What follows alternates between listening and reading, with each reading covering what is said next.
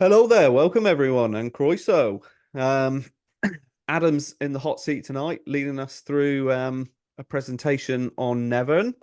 Um, Adam's moved a bit closer to the area, so he's had some time to do a few day trips. I don't know if you've seen his shorts; he's put up some great ones of some of the older monuments and uh, some. Where else have you been, Adam?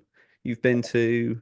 God, you've been Leon. everywhere, haven't you? Yeah, I've been all over. I've been to Llanthony Abbey, Leon, Oh, Caerleon, yeah, of course. Ogmore Castle, St Peter's Church. Yeah, you've To been to a come, few dolmens and a few yeah, long barrows as well. I'd love to. We'll have a chat about the Neolithic stuff about some point. That would be great. But indeed. today, Adam's going to be looking quite closely, particularly at St Helen, and one of our great British mysteries of where is the cross?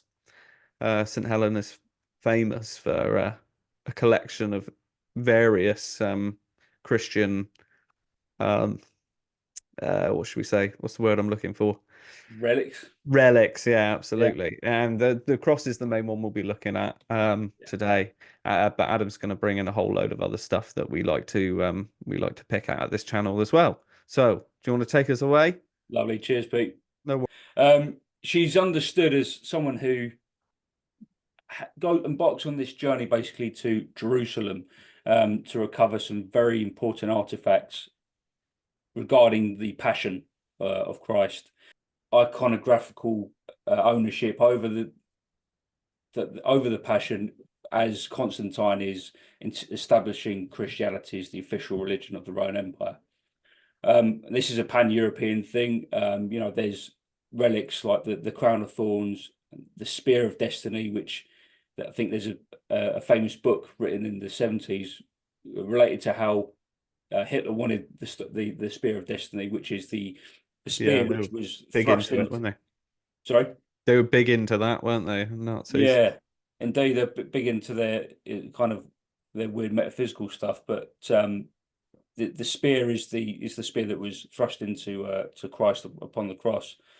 The nails of the crucifixion and the true cross are the ones we're going to focus on today, really, because they're linked with a tradition in Britain, um, and we'll look at how Helen relates to Britain. And Helen is so the story goes really that the year that I think it's 324, I think the year. Helen basically goes to Jerusalem and demands for these artifacts, and she knocks on the door of the temple and demands that these items are produced. Because she Um, probably would have gone with a whole legion, wouldn't she? she did, yeah. Yes, And it wasn't just her and her Todd, was it? it There was was it quite a lot wasn't. of armed men with her. That's right, and they basically went on some sort of strike until they were given the items, and they started to drop off apparently, as the story goes. Mm, And the demands were being continued to be made, and then lo and behold, the a cross was produced to Helen, which is the main artifact that she wanted to take back. And as far as the British account is concerned, Helen goes back to Britain after that. But it really, what's interesting about Helen's uh, memory is the different traditions remembering her character and how she's presented. And I've got a few extracts here from different documents explaining her character essentially. So I think officially daughter of a barkeeper, mm, yeah, right? From Bithynia. We've touched on this a little bit before. yes. Bithynia's in northwestern Turkey, is that right? Or north central Turkey? It's in Turkey, isn't it? Yes, in Turkey. Yeah. Yeah. So she's described often as Helen of Bithynia. When we're talking about someone who is of a low-born class, let's say, let, let's just read the accounts and see what you think Yeah, sure. kind of person Sounds she good to is. me. Okay, so this is taken from the life of Constantine, which is the official report of who Helen, of her character. True Christian zeal motivated Saint Helena. Eusebius describes her as follows: especially abundant were the gifts she bestowed upon the naked and unprotected poor. To some she gave money, to others she gave ample supply of clothing. She liberated some from imprisonment or from the bitter servitude of the mines. Others she delivered from unjust oppression, and others, again, she restored from exile. While, however, her character derived lustre from such deeds, she was far from neglecting personal piety towards God. She might be seen continually frequenting his church, while at the same time she adorned the houses of prayer with splendid offerings, not overlooking the churches of the smallest cities. In short, this admirable woman was to be seen in simple and modest attire, mingling with the crowd of worshippers and testifying her devotion to God by a uniform course of pious conduct. Okay. Mm-hmm. Okay, so I mean, we have to look at these sources always with a critical eye, and wonder if there's any propaganda in there, etc. But this is what we've got to go on, okay? Yeah. As a description of a character. And I'll, let you think what you want about that. Yeah, I mean, I think you're right that obviously they're gonna say she was very nice and very generous and stuff because Mm, it's in the life of Constantine. They're going to be pretty nice about his mother, aren't they? yeah. Um, but it's quite detailed, I would say. So maybe there's a bit more Mm, to it than just that. Uh, Especially things about not overlooking the churches of smaller cities and things like that. It just seems like unnecessary detail, unless maybe whatever. But yeah, you can indeed. really, if you're trying to work through propaganda or something like that, I mean, you would either have to either get rid of all of it or take all of it as true. And so we've got to really just take it, as you say, take it for what it is. It's what we've got. So Yeah. we have to work with it, but just be, as you say, be careful with it. Indeed. And there's a if you set it in contrast to the smear campaign that was done against her by Zosimus, who we've mentioned before, Hmm. who just he's describing her, he's smearing her name basically and calling her things which you wouldn't expect someone who life had been described like that, and as I've just read, would be. Yes. So Yeah. so Notice that this doesn't say anything about where she's from. no, it doesn't say anything where she's from. No, No, no, no, no. no, no, no. And I believe, as we've mentioned before, you said that Zosimus was a pagan. Yeah, indeed. A Greek, Greece was he from? I think, yeah, yeah. He So he was a was Greek. yeah, Yeah. yeah, he was a Greek pagan. So he wasn't very happy about the empire converting to Christianity, was he? No, and he had his motivations to undo that. Yeah, Um, and to criticize anyone yeah, involved. Yeah. indeed, and that seems to be the narrative which officially the church has gone with. Mm. But we have an alternative um, narrative in Britain, which was recorded by the British Church essentially, and we're going to go into a little bit about that and a little bit about how those narratives are remembered in myth and also otherwise in history as well. So I'm just going to read this piece from Percy Enderby's Cambrian Triumphants. So some there be, whether to detract so great a glory from this nation to give it to another, or of ignorance in history, do say that one Theodora was the first lawful wife of Constantine's. So So, oh right, this ties into the smear campaign again, yeah, essentially that Helen was a concubine. Okay, yeah, so yeah, or a common law wife or something like something yeah, like that. yeah, Yeah, yeah, yeah, yeah. But indeed. that Constantinus was already Mm. uh married, Lawfully betrothed. lawfully but married before. Yeah, Right, yeah. taking away her legitimacy. And also Constantine's legitimacy. Indeed. Yeah, Yeah, exactly. absolutely. Yeah. The blessed Helena, mother of that happy emperor, the great Constantine, was not only a stranger to this nation, but of mean estate, which is unworthy to be written, not the wife, but concubine of Constantine, with name and attribute concubina, This most noble empress, St. Helena, is styled by not only among divers foreign writers, but of this nation also, as Marinus Scotus and Florentines Vigor Announces. Well Uh, done. no, as they now published, many of which do not dishonour of that most holy lady and this country abstain from the same phrase of speech. This error began being overthrown by the other, that she was a stranger and basely born, for accepting those who wander in that tract all agree that she is the sole daughter and heir of the noble British King Cole. Okay, so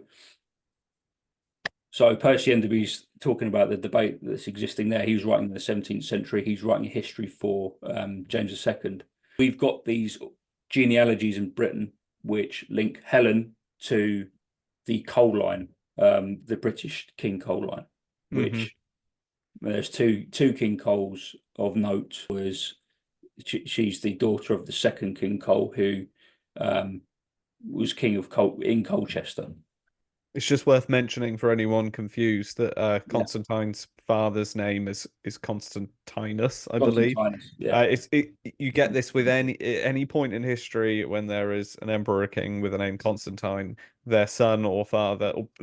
I think Constantine's sons as well were called Constantius and also Constantine II. So it gets really confusing sometimes with depending on how it's been spelt as well, because different spelling choices are made. So it can get a bit confusing. But yeah, so we are talking about Constantine's Yeah. father and Yes. who he married. And which is what I assume the next paragraph is going into as well, a bit more detail. Yeah, indeed. Constantius, yeah. Yeah, indeed. Yeah, Yeah. indeed. So Nicephorus and some later after him would have her born in Bithynia at Drepanum. So Nicephorus, I hadn't come across that one before. That I'm not sure if it's separate to the Zosimus account. Mm. But anyway, we've got someone else placing a Helen in Bithynia. Sounds quite Greek again, the name.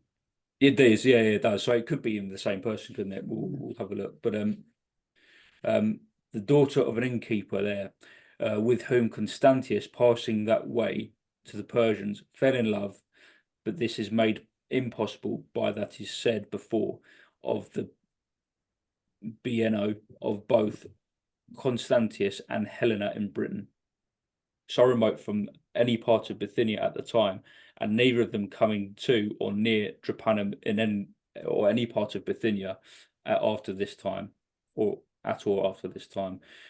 But when she was a holy widow many years after Constantius' death, passed by Greece in her pilgrimage to Jerusalem, as is evident in all kind of antiquaries, and will most manifestly appear in its due place. So I guess Enderby is saying here that if you look at history which is written, long enough ago, you will find that Helen is British rather than Greek. Mm. Yeah, I think the best argument I've heard in favor of the Bithynia is that Constantius did a campaign in Bithynia once, Yeah, but okay. and that's it. But that's it. The reference to that is basically that he was there. There's no Yeah. reference that he found a wife or that he got married or that she was from there. It's just that he campaigned there at some point of his life. Indeed, which on its own is enough material to fashion a smear campaign if you wanted to, isn't Yeah, it? yeah. So, okay. So I've just taken this from Arturius Rex Discovered just to give an idea of when we talk about the coal line, who exactly are they coming from? Averagus is Yeah. that's the father of King Cole. So Averagus and Ganesa, which is the imperial marriage, essentially. Ganesa is the daughter of Emperor Claudius. So the coal line is that imperial British and Imperial line, the first King Cole. But if we look over here, I've gone over to Fab Pedigree here, and we've got here, Helen in the British genealogies, the mother of Constantine, but also the daughter of King Cole II. Yes. So that we were looking at coil 1, weren't we? Yes, indeed. Yes, and now and this is shown about 100 years later, and 150 years later, 100 years later, we got coil 2. Yeah. Coil 2. Yeah. So that wasn't the same Cole that I just showed. Yeah. But why the reason I added that in there is to show the beginning of the Cole line.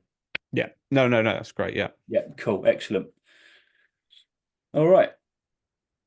So we've got a tradition in Wales of Helen bringing the cross to Nevern, a place near Cardigan in West Wales. And I'm going to show you some small details which essentially pin down Helen in this area. And one of the points of reference we can start off with is the river which runs through Nevern, which is called Avon Bannon. Bannon has been given as a translation as it's been given as Empress. And I went to the 1688 dictionary to try and confirm this, and I found Queen. So I'm sure, not sure whether these other scholars have gotten their translations from, but I think Queen is close enough, to understand what they're talking about. Another tradition is the Mabinogion, where Peredur, on his adventures, actually talks about his travels over to the house of Helen of Constantinople in a town which is 1 mile outside of Nevern. So that's recorded in the collection of Welsh myth as well. Okay. We've also got Sarn Helen, which is a huge road which goes south to north of Wales. It's not exactly near Nevern, but there's a debate as to which Helen this road is attributed to. There's 2 Helens of note in Welsh history, who are both saints. One being St. Helen of the Cross, the other being Helen, the wife of Magnus Maximus. And a certain lady, don't forget the third one, the certain lady of Troy. Oh, Helen of Troy, we can't forget her, can we? Can't forget her. Why is there a tradition in British history of women called of Helen? Yeah. Absolutely. Yeah. Absolutely. Nothing to do with Trojan origins, I'm sure. No, yeah, exactly that. So the idea is that St. Helen of the Cross parades this cross up and down the Sarn Helen, north to south, before going over to Nevern to place it in the cave which will be built up and essentially become the pilgrimage site that it would become. And I went over to Nevern, which is nearby to where the cross is. The cross is in Nevern, but this is the church nearby. Okay, and I'll show you the footage. We'll just play the footage, and you take it in. We'll have the discussion afterwards. Right.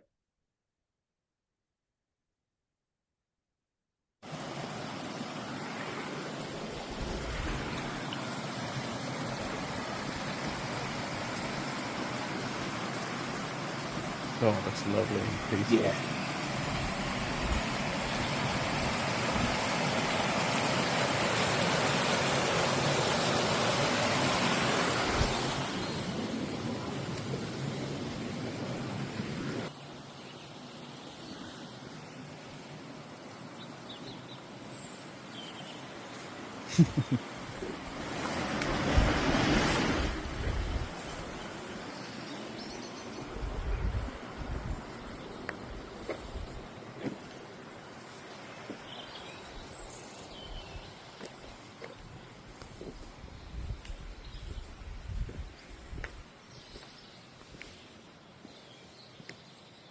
Beautiful. Oh, that's a big tree. Yeah.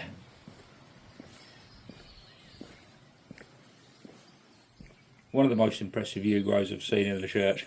Hmm.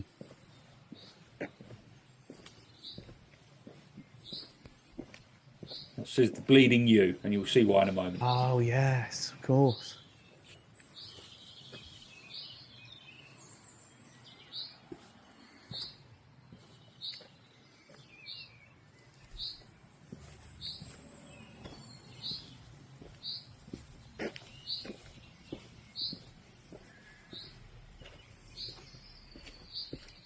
Beautiful churchyard. Yeah, it's amazing. Oh, ho, ho.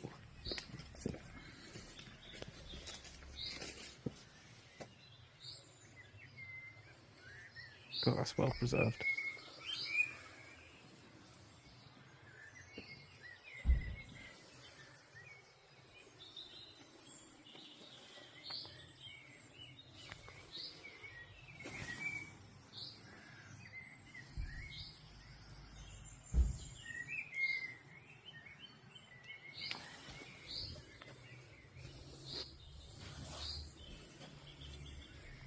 Okay, Good.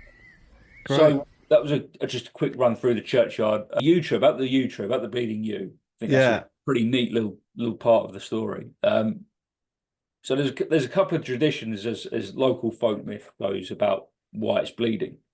Um, the first one I heard through Ross was that it was a monk who was hung, an innocent monk who was hung on there. He was falsely accused of something, and the myth goes that the yew will bleed in memory of the poor monk.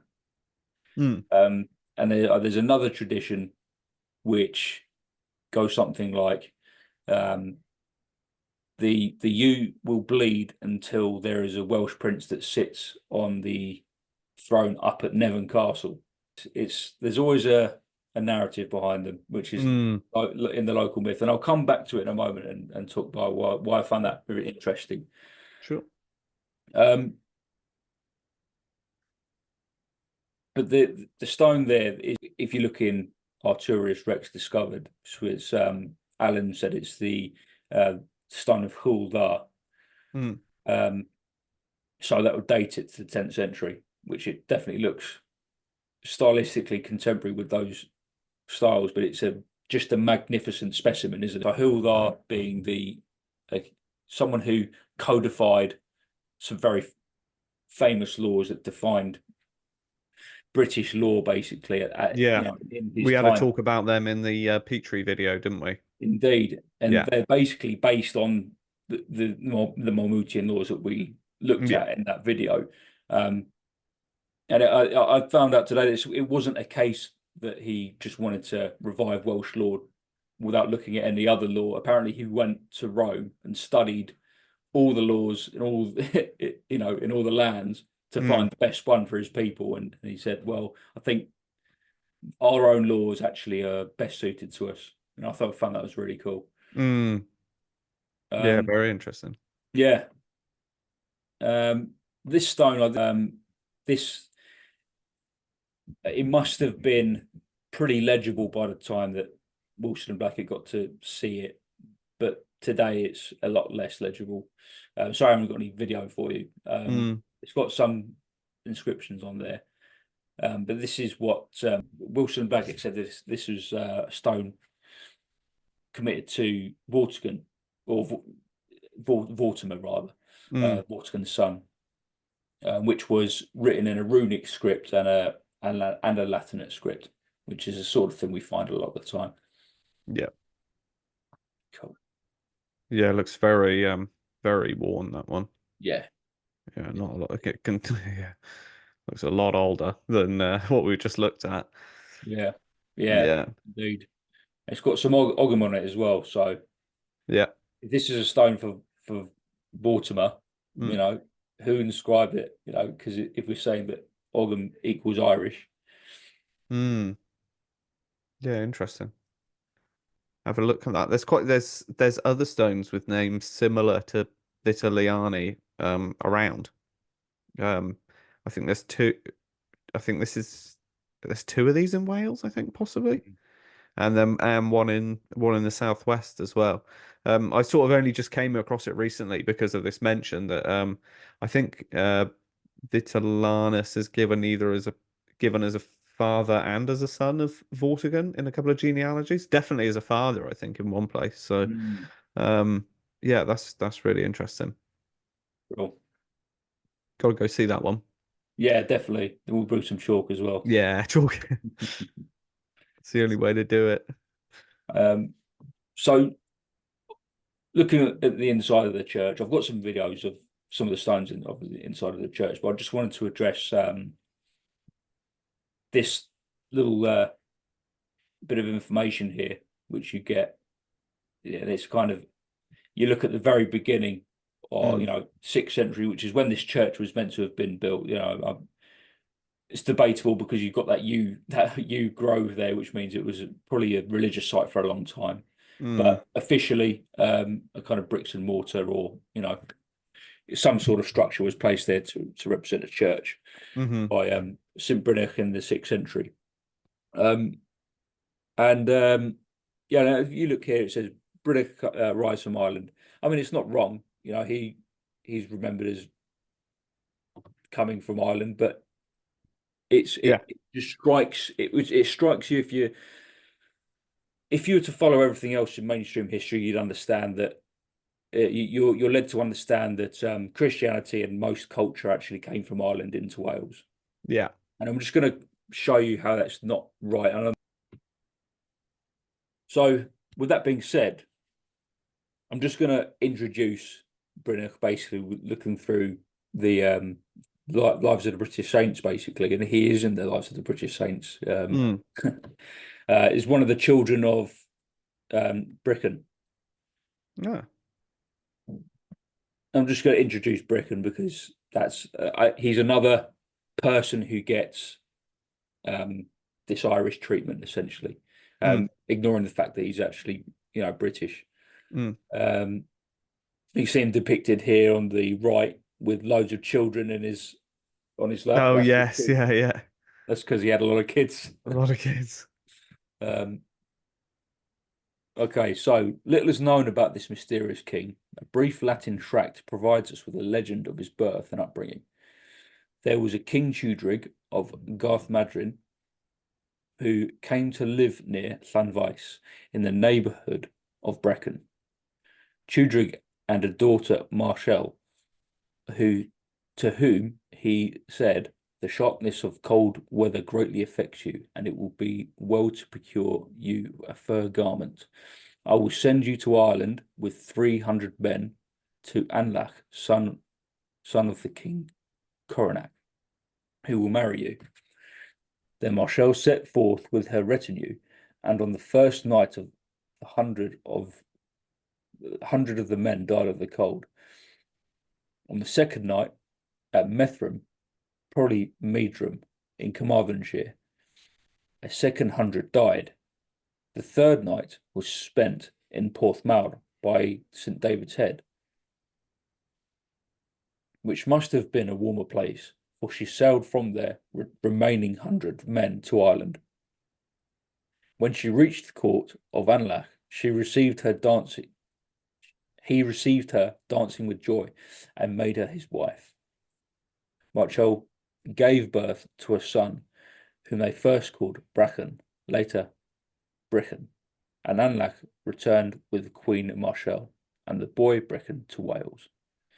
And the boy was sent to be fostered by one Drichan, and in his 7th year, Drichan is said to be Brichan. Bring my lance to me. Drichan later became blind, and while she lay awake, a boar came from the wood and stood by the banks of the river Iskir. And there was a stag behind it in the river, and also a fish beneath the stag, all of which was taken as a portending that Britain should be happy in abundance and wealth. Likewise, there was a beech tree by the same river, which bees made honey. And Dricken said to his pupil Bricken, "Lo, I give you this tree full of bees and honey, and also of gold and silver, and may the grace of God and his love abide with you always here and hereafter. After that, Anlach gave Brychan as hostage to the king's daughter, and she became pregnant, giving birth to a son whom they called Kinnog. The legend goes on that to give names of the wives and sons and daughters of Brychan, for he is famous as the founder father of one of the three saintly tribes of Wales. The large number of sons and daughters attributed to him by various traditional sources should be taken as including also some of his grandchildren. Our illustration of St. Brychan from the stained glass window at St. Neot, Yeah. Cornwall, shows him with many children. According to legend, the grave of Anlach, father of Brychan, is before the door of Llanspyddid. Hmm. In the churchyard there is a stone called the Cross of Brycheiniog. Llanspyddid is dedicated to St. Cadog, a grandson of Brychan. Llanhanlach may contain the name of Anlach, and the early sculptured stones there show saints with arms raised in the ancient attitude of prayer. Passing from legend to history, it is possible that Anlach was leader of an invading band of Irish Goidels who settled in Wales, and that by the goodwill of the inhabitants, and that his tribe was replaced by a new name, Brycheiniog derived from that of its new ruler that included much of Breconshire, and it's very likely that Anlach settled in what was left of that walled city of Baniam, now known as Igir, in Brecon, in the Usk Valley. So that's an introduction to Brecon. Yeah, it's this is the problem. I suppose what you're getting at and what we'll get to is this problem with false dichotomies, isn't it? Right, yeah, indeed. Someone's got to be Irish or British. Yes. Quite clear. Yeah, yeah. You know, Tudrig, Uther Pendragon. I think Bearingill's probably spot on that this is probably to do with the West Wales settlement by the Irish. Yeah. And that they did it the old-fashioned British way, that they fight until they're fed up, and then you go, all right, then this bit's ours, that bit's yours. Here's my daughter. You come and live here with her. We're all good now. Yeah, exactly. Yeah. And that seems to certainly play out. I mean, but again, there is this sort of obsession. Like, I mean, we would say is this. I think that in Ireland they've had a much like stronger native push to celebrate, understand, and study their heritage. That like every time that the Welsh or the Cornish try to do it, they just sort of get battered back for it. Yeah. And so it means that when it comes to our academia, we've got that strong sort of Irish influence of like, this is Irish, this is Irish, this is our style and stuff like that. Whereas we don't have on the other side, well, hold on a minute, this is the Brythonic history, this is what we understand, because that's constantly squashed down and not understood as so yeah, just to finish that point, the academia is it, we don't sort of we need to stop these false oppositions. I always bang on about the opposition between, uh, in the early medieval period of Roman versus Celtic, or what's the other one? Christian versus pagan. Yeah. Yeah. And I think in these periods, that line gets very blurred. And I think West Wales is one of the places that happens. And I think Anglesey is another place that happens where there's definitely Irish settlement. But I think the important thing to remember is that at the end of that Roman period, you see all those doom maps, Saxons coming in this way, Irish coming in this way. You go 100 years later, you've still got the Saxons down the east coast of Britain, but there's not really a lot of sign of those Irish settlements at all. Mm. In fact, they've gone from Wales, and and that's recorded. Um, you know, uh, uh, Canada Ledig and his sons, Yeah, um, responsible for a lot of that. I think this story of is Tudrig, um, doing the same thing in Southwest Wales.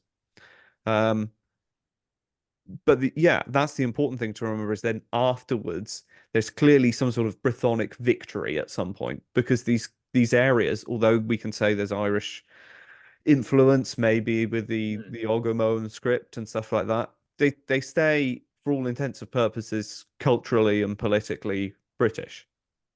Indeed. Yeah. You know, it's not Scotland. Um, so No, no, exactly. yeah, so we get both. There's always this like, oh, we've got to go one way or the other, and generally things, and again, this is sort of like a strange thing, is that I think um, the Irish might think that we would actually um, do the opposite in our academia and culture, but actually, there's this real great love affair with putting things in that are Irish, and it seems really odd because it it doesn't really get to the crux of the matter. No. It's obscuring as if to say, as if you were to say there was no Irish influence whatsoever. You know, we've got to really understand that there is a joining, and it's written in the history. You know, Yeah, we remember it in the traditions which are handed down. yeah, Which absolutely, seem far more nuanced than modern academia, modern history, yeah, which seem to be affected by modern borders and modern politics. yeah. I mean, Um, even give the names of like Anlach. Anlach is a Welsh name, um, and it's he's been given a Welsh name in Welsh. Do you know what I mean? Although he is an Irish king and will have an Irish name. yes, No, I don't think Anlach is like, I'm pretty sure. It's been a while since I looked at this, but I'm pretty sure Anlach is not the name that that king has in Ireland. So it shows that and we get this with some of the saints. Like a lot of people, you have the Irish name that they have and the Irish list of their deeds and things like that and what they did when they were in Ireland, and then you'll find the Welsh name, the Welsh list of their deeds, or the Cornish name and the Cornish list of their deeds. You know, depending on who you're talking about. And um, this is something we wanted to get into, wasn't it? About the movement across the Irish Sea, but amongst saints and things like that, and about how it's so much more of a complicated picture than just they went that way or they came this way. Um, so yeah, much going on. It's the same, we've gone on about this with Brittany as well before, haven't we? yeah, It's indeed. not just people fleeing the Saxons. There's so much more going on. Um, Yeah, like in the transmission of the name Venadotti, mm, which is in Brittany and it's in North Wales. yeah, So not immediately like the next place along, like Devon or Cornwall. It's like yeah, all the way around on the other side of the British world. yeah, You right, know? yeah, absolutely. And also is a could be an allusion to Etruscan link as well, actually, or and a link to Venus maybe as well. Oh Veneto, yeah, of course, yeah, very cool. you know, Mm, you could morph it into Phoenician easily. You know, yeah, it's a fascinating link, um, and it also, yeah, it's yeah, um, right. So, with that being said, I'm gonna just read a little bit from the life of Saint Brynach, Brynach, yeah, because he's the one who is incepted this church in Nevern. So I just wanted to basically give a little story to the name behind sure. the church dedication. So Brynach Wyvil, or the Irishman, was married to Corth or Kimorth, one of the daughters of Brychan. He was a priest and a spiritual instructor to the king and his family. Not only was he a priest, but also abbot. a Latin life for him of the 12th century seems to have been based on Welsh ballads Hmm. for a while he was in Armorica. And when he desired to come to Wales, he put a stone on the water and mounted it, and was wafted over to Milford Haven. There, the daughter of the prince became enamoured with him, but as he resisted her advances, she sent men to murder him, and one stabbed him with a lance. Thereupon a swarm of winged ants fell upon the man, and so stung him that he suffered greatly and died. The saint then bathed his wound in a spring ever called Finon Goch, or the Red Well. Eventually, he went over to River Caman in Pembrokeshire, where an angel had informed him that the site for a monastery would be pointed out to him by a wild white boar and her litter, which has got striking comparisons with like the Vandal King. Do you remember? And Yeah. anyway, I'm talking about that. Here he lit a fire, and this was regarded as the assertion of a right to this place. The lord of the district, seeing the smoke, came hastily to know who dared to light a fire. But he was a good man, and he gave land to Saint Brynach and committed his sons to him for their education. The saint now built a church at a foot of Carn Ingley, above Nevern. There is a story that St. David visited Brynach whilst on his way to Brevy, and that Brynach obtained a gift of a stone cross from him. The church at Nevern has a very fine ornamented Celtic cross, but of a later date than St. Brynach. So I think they're talking about the cross of Howldar there. What do you think? Yes, yeah. Cool. Yeah, a lot of the lives try and work in any known antiquaries to try and antique things in order to try and work something in. You know, if there's something strange nearby, they'll try and work it into the life. Happens quite a lot. Indeed. But we've got a kind of subtle allusion to the tradition of a cross being associated with Brynach in that place. Yeah. Just at the end, right at the end of that. I know it's very subtle, but I hope you can see what I mean by that. Mm-hmm. Okay. Right, so this is the I'll just go ahead and play it, why not? Yeah, do it, yeah. Going back to what I was saying about the yew, the bleeding yew. Mm-hmm. Well, it's quite fun to see that they put a throne there when I just heard about that folk tale about yeah. sitting there, and you know, that was pretty cool to see. I think that's there for a reason. Nice bit of wood carving. Yeah.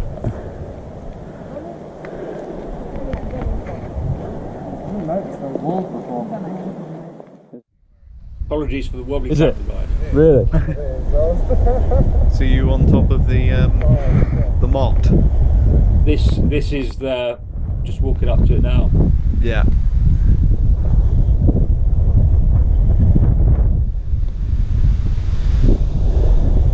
So we're properly in the castle now.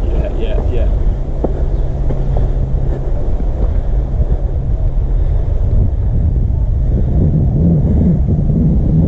Oh, the whole area just looks so nice. Yeah, it's awesome. I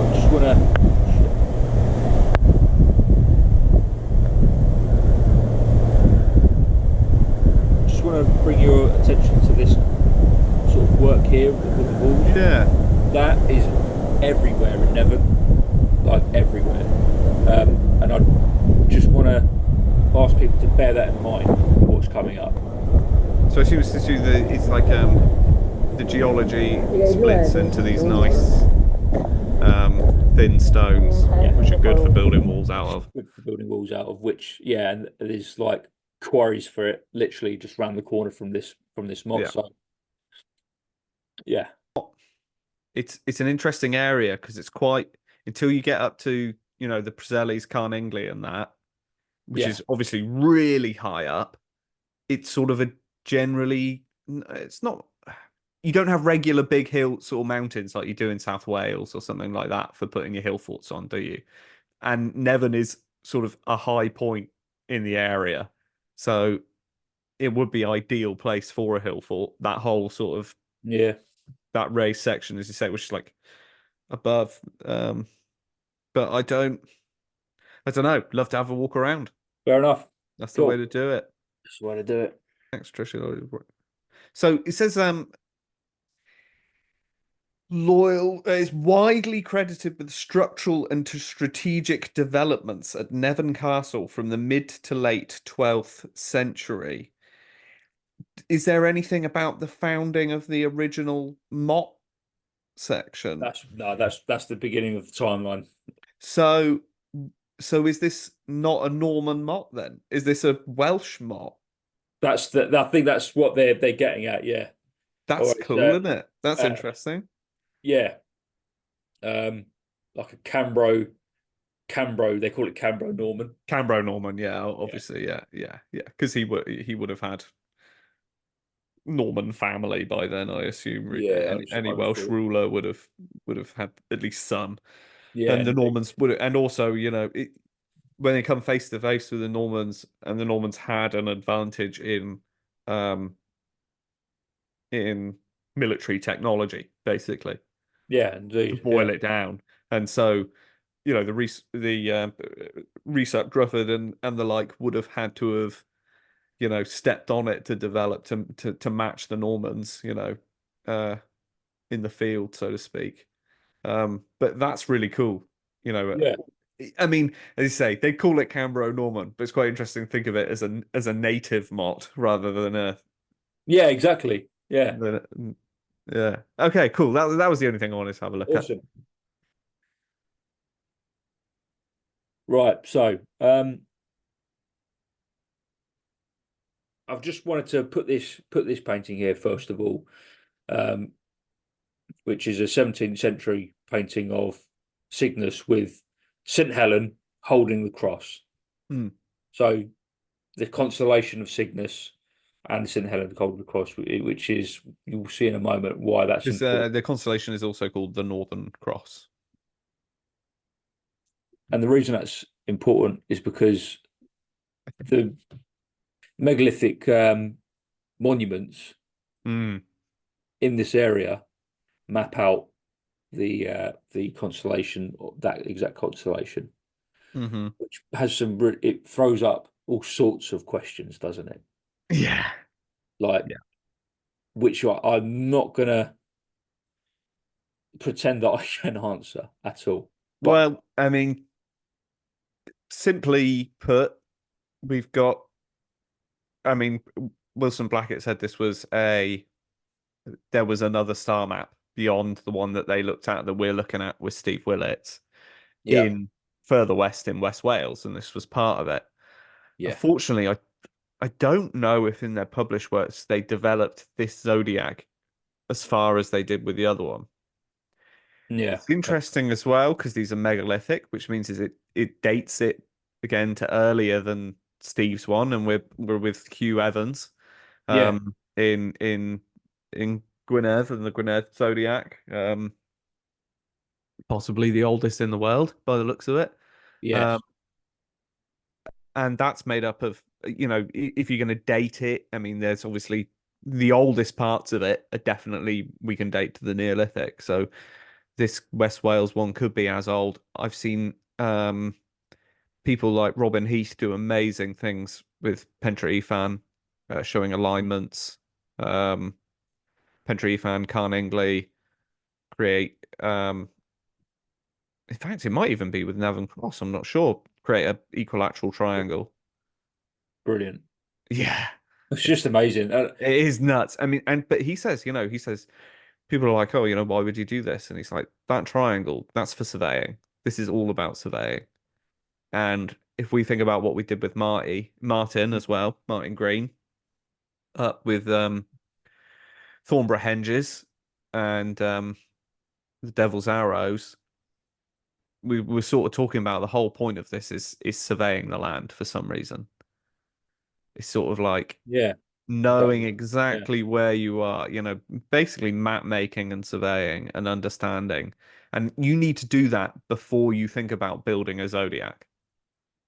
yeah, You can start be like, all right, we'll plonk one star there and one star there. You need to know exactly where everything is in the landscape first, yeah, and then you can decide where you want to start plonking things. So, yeah, indeed.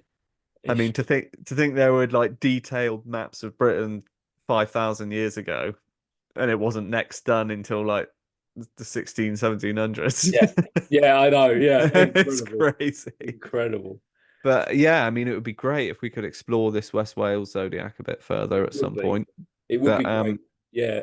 but it also, I think another thing that you might be getting at is that it means that the Britons, that Helen had some awareness of the zodiac That's and it. her contemporaries in Britain. Yes. So the Yeah. information of it had traveled at least until the fourth century AD. Well, yeah, indeed, and you know, I'd argue, if you go and read Hugh Evans' new book, The Origin of Time, that culture, in some form, lasted up until the late medieval times, at least. With Absolutely, yeah. I'm not Uh, gonna, and certainly the information was still sequestered away by other people and yeah, other groups, and it's yeah, probably very important to some people still today. still today, yeah, exactly. But I mean, to have the knowledge there that there's a mapped out cross, and in the middle of it there is a place for you to place the cross, is Mm, just, to me, it is just one of the most exciting things about the whole Wilson and Blackett yeah. epos. It's just, it's incredible. We'll go through the sites which make this grid up essentially. Um, but first of all, I just randomly got a picture of the Mm. Cygnus, or the North Cross constellation, just so you can compare it there, and you know just have a look at it. But we visited Pentrefan as well, just to give you a little walk around of what that looks like. Yeah. Is that like a few feet or? To the channel. Yeah. Bit jumpy as yeah. I've been wanting to talk to you about this. Yeah. Like the back of that. Those two stones on the left and right are like they're matching. It's like, how did they pick two stones? So this is something Robin Heath argues because he shows, like you got a view right there. Can you see right through to Carningley? Yes. Yeah. Yeah. Yeah. So Yeah. he makes a point about how you can make an alignment from one place and get that view of Carningley, and he's like, like with a lot of these dolmens, the idea is they're all meant to be covered in earth at some point.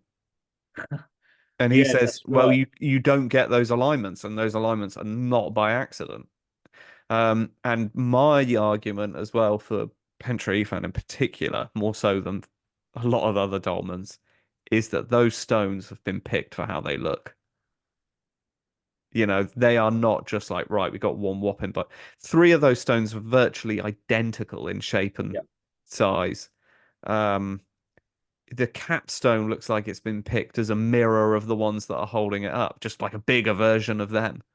Yeah. But they are just all so similar. It's like the dolmen that's been designed by an aesthete. It is so remarkable, I think. So is it a burial chamber?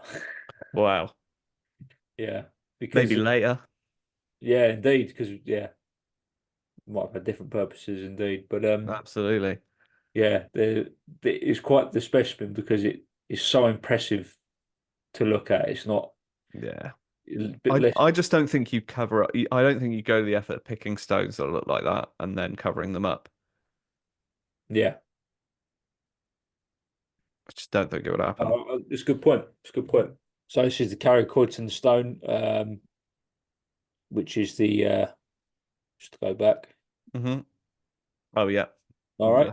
Yeah. Okay. And a Chesley Fant stone Hmm. and the Cumgloin stone as well. Well, yeah, it's a cup and ring one, isn't it? That one. Like a ring one. Yeah, which could have its own star map on it for all we know. Yeah, absolutely. So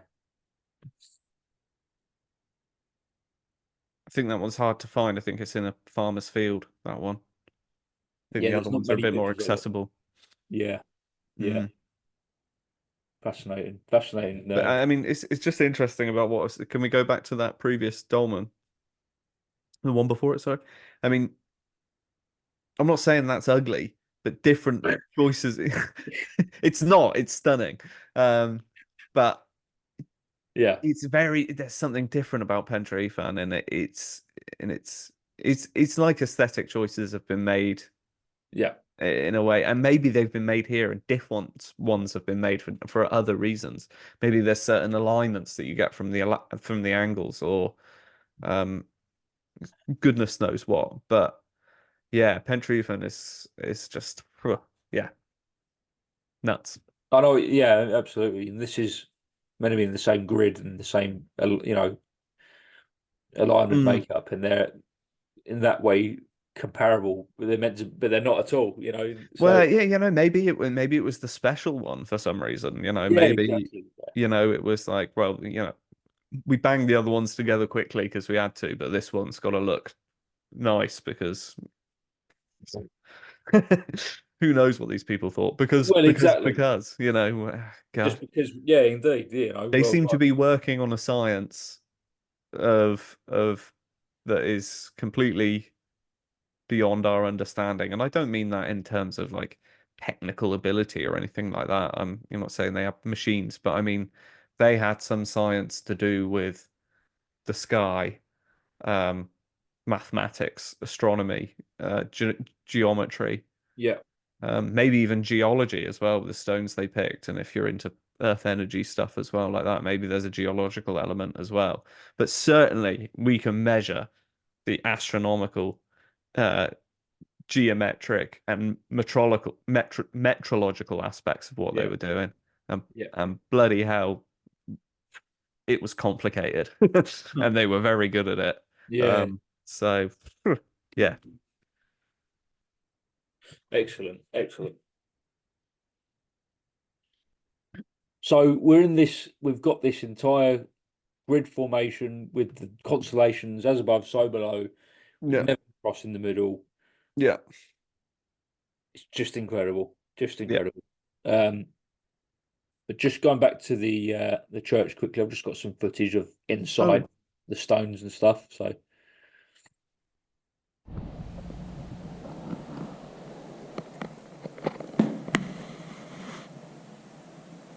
Ogden being the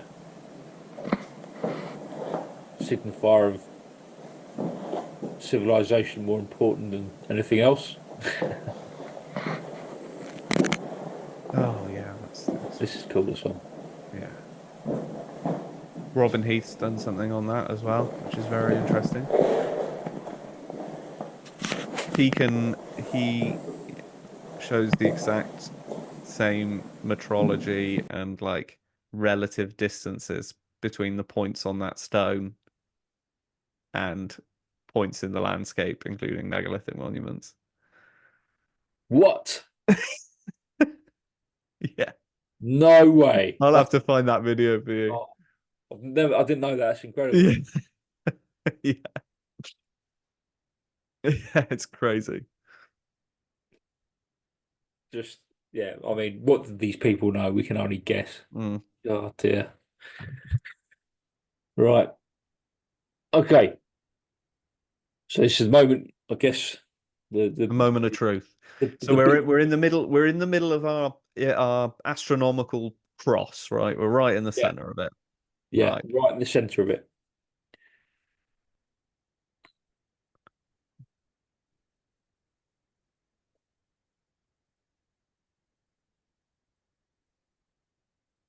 Apologise for my breathing. There's the one of the steps Oh yeah, polished out by God knows how many thousands of feet going up here through yeah, it.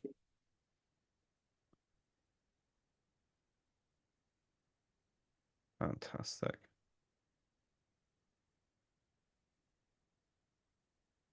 Okay, so there we Good. have it in the centre of our landscape, skylined cross. We've got this cross, which is Mm-hmm. the cave in which it's said that holds within it the true cross. Mm-hmm. And the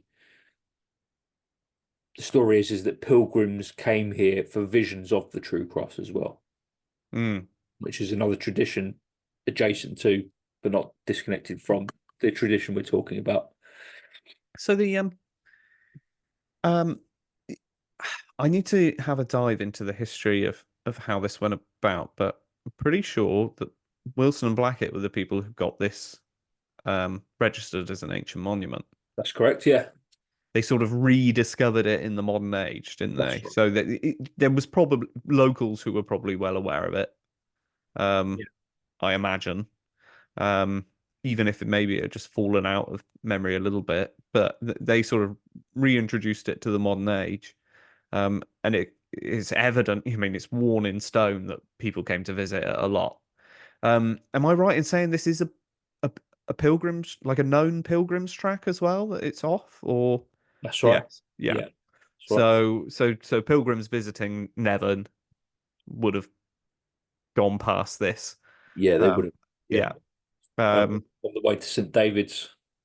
yeah. Should we talk about the cave a bit again? I know we've gone over it a couple of times in the past, but it's always good to have a Yeah, look. why Do not? I do you mean, want to have a yeah, pause it so we can see the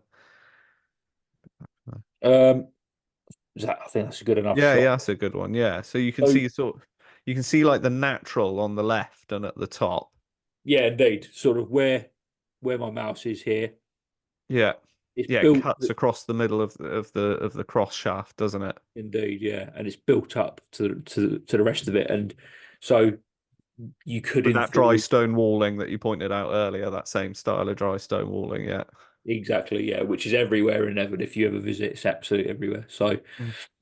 um, which I thought was a magical touch of the whole thing. But Mm. yeah, I mean, you couldn't you could take that apart, but you wouldn't get it back together if you wanted to in the right place. You'd have to be. I would if someone were to do it, I'd get locals who did it as a living. Yeah, yeah, You'd get because there's probably still people who still do this for farmers and things like that.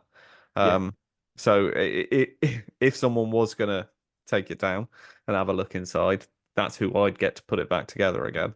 I yeah. wouldn't trust archaeologists with it. No, Not with the rebuilding, I wouldn't. No, no, no, certainly no, not. I'd get no. professional people who know what they're doing to do it. Yes, Um, but yeah, it's really cool how where they've built up the stone wall, they've completed that cross shaft. So the cross itself is actually made out of carved bedrock of yeah. the natural and then built up from the dry stone walling as well. Um, it's just it's a weird thing. It is. It's surprising that more. So, if you're not in, you have no interest in the story of Helen, no interest in the true cross of Christ. Wouldn't this a weird walled up cave with a Christian cross on it still be of like immensely interesting to you? Yeah. Like, I can't think of any other place where there's something like this other than crypts below churches. I can't think of any other Christian site where something has been walled up. Mm. And there must be. I mean, do the naysayers think there's just nothing there? I mean, Yeah, I mean, I don't know. I actually don't know. I can't think of no. a time when I've heard any sort of other people, people talking about it in any other kind of way. But I've heard some. I've seen some. I've heard tell that there are other walls in the area, like immediate area, that look quite similar, like cliff walls. Like there's Yeah. more caves that are closed up. Right. Okay. None with the image of the cross. Obviously, that denotes something in particular. Yes. But if it was a holy place, don't you think that people might want to be buried here, or so there could be, bones of important people walled up in the caves, Yes. Yeah. or so do you have that? Sorry, I say, do you have? Do you remember the exact wording about the was it Henry II who demanded the true cross of Christ from the Welsh princes, I think from that was princes of West Wales as well, in particular, wasn't it? it was Edward the First. Edward the First. He when he annexed the principality, what was the Principality of Wales, Mm. after assassinating Llewellyn ap Griffith in 1282, sorry. Um, he demanded the crown of Arthur, Yes, um, the Iron Crown of Arthur. That's right. Yeah. the Iron Crown of Arthur, which was smelted down and put on the bottom of his scepter, Mm. and also the True Cross. And they were the two relics that he wanted the most. I think he had. I mean, just to take this opportunity to say that the Normans were absolutely obsessed with the Welsh and the Welsh mythos, Hmm. um, and they wanted to physically own it, if that makes sense. And Yeah. why a lot of the castles that are built upon places where they may or may not have been castles, but they were in the myth. Does that, Mm. like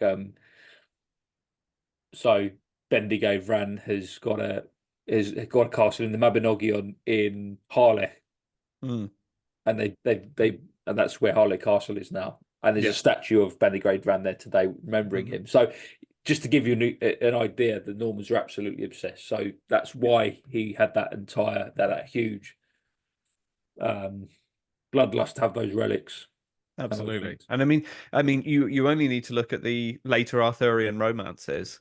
Yes, yeah, Most of them came out of Norman France, not all, but even then, the ones that didn't, they would have been directly adjacent Norman kingdoms and were probably threatened by Normans and things like that. So the Norman culture was well in all over Europe at the time, and all of those Arthurian romances, all of the characters and all of the places can be just are lifted out of fifth, sixth, seventh century British yeah, history, yeah, yeah. including Brittany as well. And some people get confused and go, "Oh, well, this is set in France. It's not France. It's Brittany." Brittany. Yeah, right. Right. Right. And yeah, but all of the people, all the places, they're from Devon, Cornwall, Brittany, Wales, north of England, Scotland, even England as well. Yeah. London London. comes up a Yeah, lot. indeed. Yeah, yeah, Winchester, of course. So, but it all is all this was their their pop culture. yes, This is the thing that they were into more than anything else, and all of it comes from 500 years ago, about on the western fringes of Britain. yeah. 500 years ago for them, sorry. Um, Well, yeah, that's which is it. so bizarre. Why? There's lots of ideas about the Grail story being, the Templars trying to cover the Ark and things like that. But why clothe it in Yeah, all the garments of fifth, sixth century Britain? Like, it's good so point. bizarre. Unless it's Well, because I some of don't. that metaphysical stuff was in Wales as Was well, in and it's not yeah, just about the Middle East or yeah. yeah, quite right. Yeah, indeed, and also the Normans, the Plantagenets particularly had an interest in Trojan origins too, or Mm, yeah. wanting to have Trojan origins. So when Edward the First um, got Archbishop Peckham to try and wean the Welsh of their Trojan, what he called Trojan fantasies, it was Mm. because he wanted to bolster his own Trojan fantasies, if that makes sense. And Yes, yes, absolutely, yeah.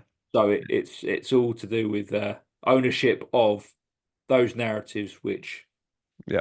yeah, anyway, you And know, and if you want to know, the links. So one of the earliest troubadours of the Arthurian romances was Chrétien de Troyes, yeah, and he was from Champagne region, and he was probably from the court of the daughter of Eleanor of Aquitaine, and the Eleanor of yeah, Aquitaine was the wife of, or one of her husbands was Henry II of England, give me a second. Who's, or yeah, Henry Duke of Normandy, Henry II of yeah, England. yeah, Um, so she would have been well exposed to bardic tradition. yeah. Um, she would have been well exposed to Breton tradition as well. And that's why there was a demand for it in Champagne at that time, and why Chrétien would have been interested in that sort of material. There are literally, these people are separated only by 1 or 2 degrees of separation from Yeah. from Wales. It's and a fascination with its history and its mysteries. Yeah, Yeah, yeah, and obviously you mentioned Henry the Second, first of all, and he is the one who essentially started this whole thing with Arthur being in Glastonbury as well. So yes, yeah, it's come back absolutely, round yeah, full circle. yeah. So it is all of this kind of will to dominate the old British relics by the Mm, by the Plantagenets. Really, it's kind of like they sort of suppressed the history and wielded it from themselves, in their own way. A bit like how the Tudors did as well, but later absolutely. later I on. mean, it's the best way to lie is to put a bit of truth in it, Bit isn't of truth it? in You it. you you Yeah, take something that's already there and has something to it, and then you just make it yours. You make it how it's for your audience, and so it serves your purposes. yeah, yeah. Absolutely, yeah. Indeed. Fantastic. So we got the cross. That was just a picture of me. You can stand up on it, and Oh, fab, great. you know what I mean. And Is some of the bottom of the cross polished? Is that right as well from people touching it? Is that right? Or I didn't see it.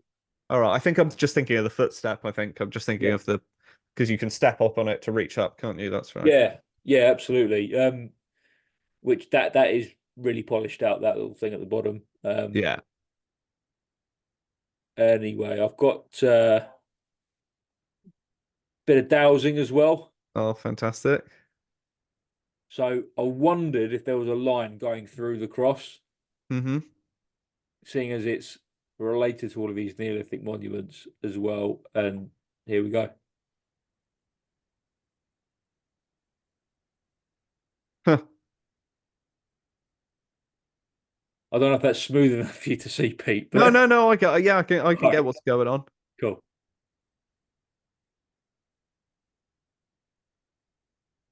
So stuff is happening. You're right. Yeah. The third time, I think. Clear results, definitely. Yeah. So Yeah. yeah, 3 times out of three, you walk past it, there's something Mm. pulling the dowsing rods. Like I didn't ask it to show me the cross or anything, but it's Mm. pointing straight to the cross as I walk past it. So this thing's probably on a ley line as well. Yeah, yeah. I find with strong results, the rods just do personally, in my experience. I Yeah, don't know if this is I'm not a master dowser, so don't quote me on this.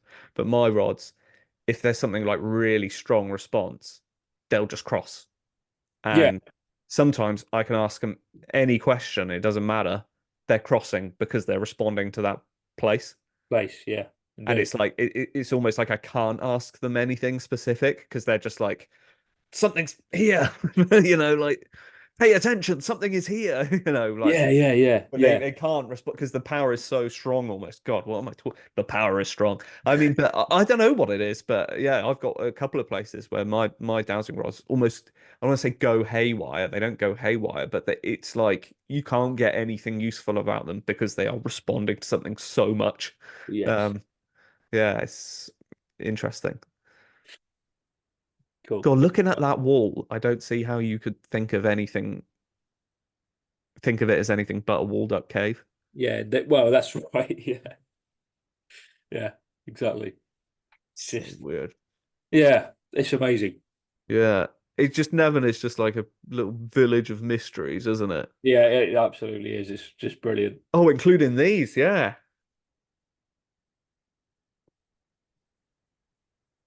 So how far away is this from the cave, Adam? This is literally round the corner from the cave. So you just walk up a little few steps around the corner and you're there.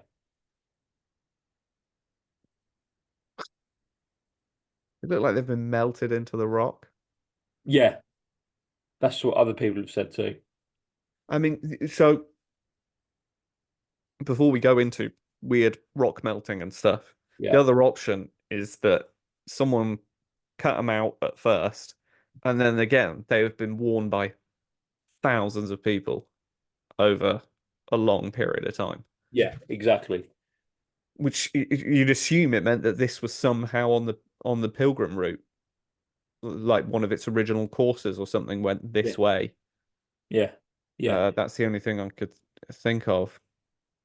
It's yeah, it's Either got that or Empress Helen managed to get herself on the rock carving shamir of Solomon and carved some steps into the yeah, yeah, uh, exactly. It's who can say? sliced, like a lightsaber, just like footstep there, Yeah, yeah, yeah, footstep there. yeah. Yeah, she could do that. That's amazing. That's so Like, cool. when I was there, they were really mysterious. It was like, what the hell? What the hell? So Is there anything on this? Any information on these? nothing written up when you get there. What? It's kind of like there's nothing really written up about the cross, to be honest. No, no. Um, so it is a mystery. I've had a quick look to see if I could see anything. I couldn't. So When me and you go here, we'll have a good look on the Cov line. We'll have a look at all as much official stuff as we can. yeah, Um, and then go in and see what we think. yeah, indeed. See if we can falsify anything or see if anything makes sense. Um, uh, yeah, Cool. cool. So That's all, folks. I haven't got anything more. Um, I think Nevern has quite enough. yeah, it's a place where I'd recommend you to go if you're interested in this because You it's could just do a whole video on any one of those elements, couldn't you? yeah, you could. We could. Oh, and we probably will at some point. Yeah, we'll come back to this, I think. Yeah. Oh wow. Yeah, I think we have to really. Yeah, yeah, yeah. Indeed. Yeah. Well, fantastic. Thanks, Adam. Well, glad you enjoyed it. No Thanks for problem. putting that together and presenting that for us. No problem at all. Great. We'll be hopefully back soon looking at some interesting letters found on 6th century crosses. Going back to the Um, road trip. some letters which weren't even invented until Yonglo Maganog was born, and yet somehow he managed to time travel back and Travel. carve them on 6th century crosses. So we'll have a look at, well, one of them in particular, Yeah. um, and a couple of other stones with some interesting lettering. Um, I've got a little update on the name of Glewis keeps providing more things for me, more interesting things for me, and we're going to be looking at somewhere in Cornwall where again the name of the place has kind of been separated from the myth, and I want to bring them back together again, um, and show that the local history and the local knowledge is actually attested by the place names. So we'll go into that. And what else have we got coming up, Adam? We have got um talk on Joseph of Arimathea. Oh yeah, yeah. Um and I am currently filming for stuff to do with Arthur, basically. So I We're gonna do basically King Arthur for a change. yeah, Um, what you all came here for, really. Leon, yeah. Leon, I've been to St. Peter's Church, I've been to Oh, right. The Ogmore. whole lot then. I'm just gonna go through our tourist recs, basically. and talk about a lot of the stuff in that book, and basically just re-represent Wilson and Blackett's work, and Hmm. try and do it some justice. Try and Sure. do their amazing work some justice on a video, just to present out there on the channel to say that we know where Arthur is. No more mysteries. Yeah. Nice. Cool. Uh, cool. Yeah, I look forward to that. Excellent. Hope you enjoyed that, folks. We'll catch you soon. Cheers for watching. Take care.